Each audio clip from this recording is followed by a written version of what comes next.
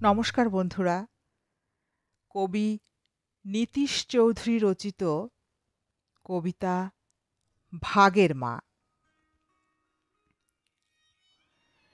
একটি মায়ের তিনটি ছেলে, একটি ছোট বাড়ি। বাড়ি মানেই তিনখানি ঘর, একটু ছাড়াছাড়ি। ক্ষয়ে যাওয়া একটু উঠোন, উদাস তুলসী তলা। ফুটো ফাটার চিলে কোটার, মাথায় টালি খোলা। তিন ছেলেরা তিন ঘরে আয়েশ করেই থাকে। পায়েস না হোক এক মুঠো ভাত মায়ের জন্য রাখে। সারাটা মাস ওরাই করে মায়ের দেখাশোনা। ঘোর কলিতেও এমন ছেলে আঙুলে যায় গোনা।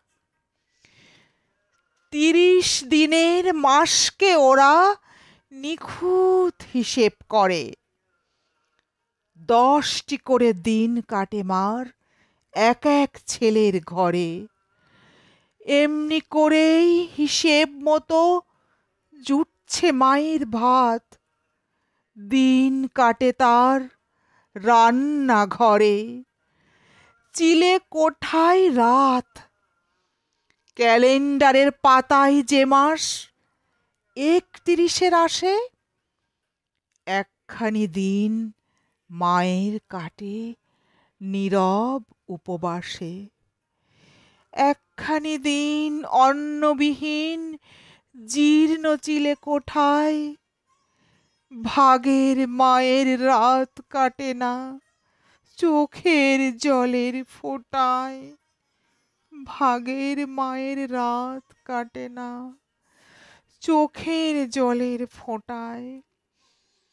পৃথিবীর সকল মায়েরা ভালো থাক, সুখী থাক।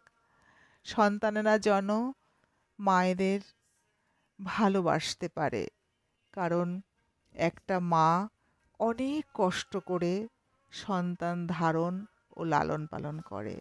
সবাই ভীষণ ভালো থাকুন, মাকে ভালোবাসুন।